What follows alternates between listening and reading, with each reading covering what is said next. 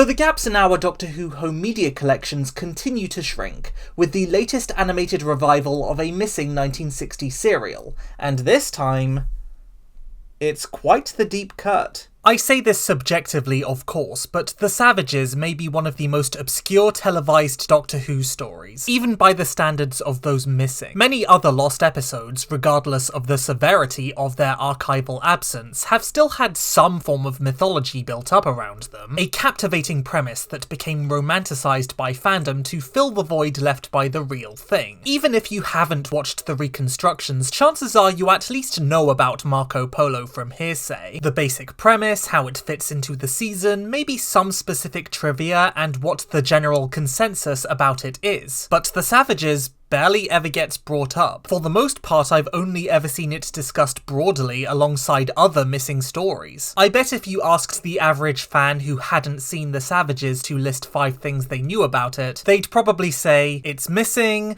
Stephen leaves in this one, it's missing, there's a guy in blackface, oh and also it's missing. My point is that this serial never really seemed to retrospectively pique wider fandom's curiosity in the same way that other lost classics did. Hell, for the longest time I didn't even know it was set on a futuristic alien planet. I just took the title and limited publicity photos at face value and assumed it was the first Doctor's return to the Stone Age. Then again, I also assumed An Unearthly Child was a prequel to The Empty Child when I was a kid, so maybe I'm not the brightest. But that's what makes these animations so exciting. Not only do they make these lost stories more accessible, but they increase wider awareness of them by extension, and in the case of a serial as overlooked as The Savages, this could really be a moment in the spotlight that it's not had since its original broadcast. With that being said, what are my thoughts on the animation itself? Well, if I could describe this project in one word, it would be serviceable. The thing about The Savages is that when you break it down, the story doesn't really provide much for an animated reconstruction to creatively play with. For the most part, it's essentially a long string of conversation scenes among a fairly limited cast across maybe 3 or 4 locations, with very minimal action to speak of. I dare say, even Galaxy 4's plot offers more that could be experimented with. So with how limited the adventure inherently is, BBC Studios' directorial approach to reimagining The Savages comes off very straightforward. This may be a positive to purists, since there's no crazy redesigns or major creative liberties taken like with the chameleons or fish people of prior animations. Here, the most major aesthetic alteration from the source material is the removal of Jano's blackface, not that anyone is missing it. Though they also gave Dodo's clothing an ugly yellow colour, but this is why I watch these things in monochrome. So on the one hand, it's a pretty faithful adaptation, all things considered, but on the other hand, it doesn't necessarily stand out much, either creatively speaking or against the backdrop of previous projects. But on the whole, it still does a perfectly decent job at conveying the story at hand, and that's what matters most.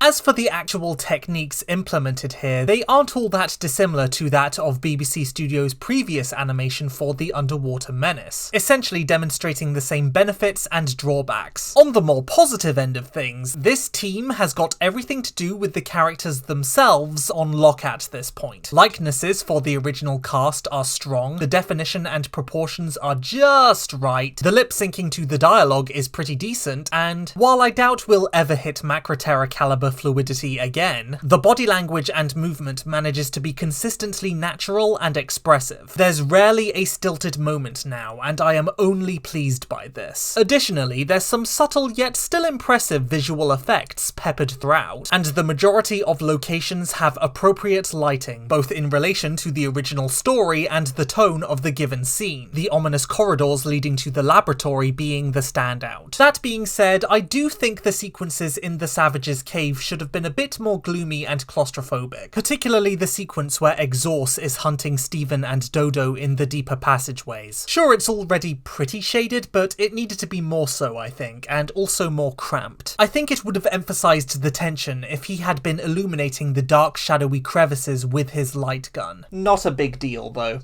As for the downsides though, I gotta be honest, I'm not particularly keen on the approach to the backdrops here. I had this issue with the Underwater Menace too, but they've opted for a more simplified, loosely sketched approach with less defined texturing, and it just doesn't really do it for me. Kinda clashing with the polish of the characters and just overall looking a bit slapdash. Assumedly this is in part a time and cost saving measure, allowing them to focus more on getting other elements up to par. And yes, if I were to make the decision between more detailed environments or expressive character animation, I would also prioritise the latter. But I just wish these projects had a smidgen more budget so they could truly fire on all cylinders. Additionally, the way scenes are staged is kind of all over the place. Granted, this is far from a new problem for these animations, and I'm not expecting them to perfectly emulate Christopher Barry's directorial style, but the framing does vary from pretty well done to rather static and detached. I get it though, it's never going to be perfectly immersive, and I am sympathetic to budgetary constraints. I'm just saying that, yeah, I did notice it. On the whole though, I think this project ultimately works. I know I don't sound super enthused, and yeah, it's not my favourite animation by any means, but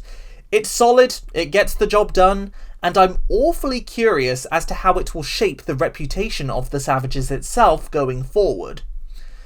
But yeah, that's pretty much all I had to say about it, and we'll do this dance again when they announce the next animation, whatever that is. So, catch you later.